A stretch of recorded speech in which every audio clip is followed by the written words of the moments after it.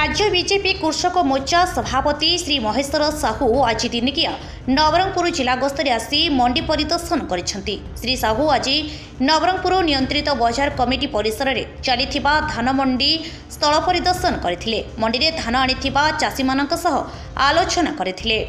कटनी छटनी हेउछि कि नाही, अखाबस्ता दिया जाउछि कि नाही, टोकेन समस्या अच्छी कि नहीं आदि समस्त विषय रे चाषी पचारि बुझिथिले। चाषी माने आनिथिबा धानर मान परीक्षा संपर्क में अवगत हेबा सह तथ्य संग्रह करथिले।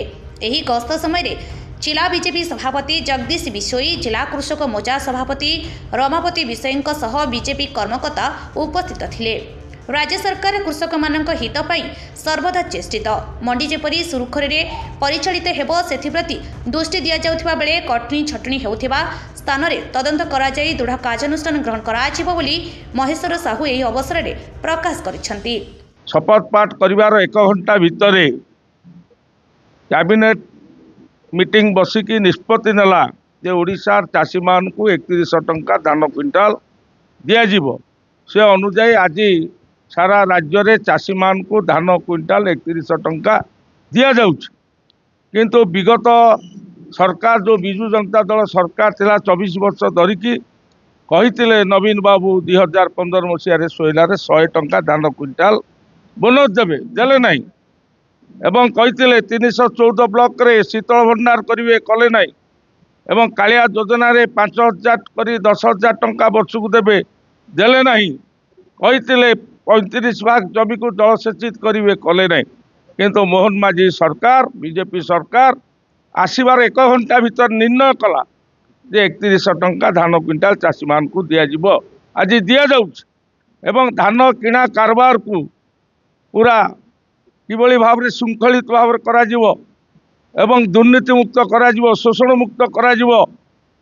से आज बीजेपी सरकार मोहन माझी सरकार मंत्री एमएलए सांसद सारा राज्यर समस्त धान मंडी बुलिकी परिदर्शन करचंती, तदारख करचंती। से परिप्रेक्षी रे मु आज नवरंगपुर जिलार आज मंडी सब बुलिकी देखिली। वर्तमान नवरंगपुर आरएमसी धान मंडी बुली देखिली, चाषी मान सहित मिसिली, समस्या विषय पचारिकी बुझिली एवं किभली भाव में कटनी छटनी हम नहीं, चाषी तार प्राप्य पाइब एवं धान किणा कारबार जो माने दुर्नीति करेंगे, असाधु उपाय अवलंबन करेंगे, चाषी मान को हैरान करेंगे, हरकत करेंगे, से विरुद्ध में दृढ़ कार्यानुष्ठान ग्रहण करा।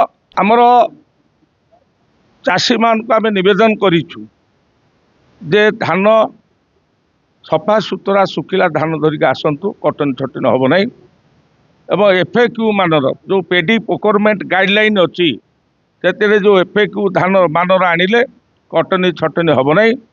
जो माने एफएक्यू धान सफा सुतरा धान धरिक आणुचंती तापर जदि मंडी रे से धान कटनी छटनी होउची ताहले यार तदंत हब एवं संपृक्त अधिकारी विरुद्ध में दृष्टांतमूलक कार्यानुष्ठान ग्रहण कराइबो।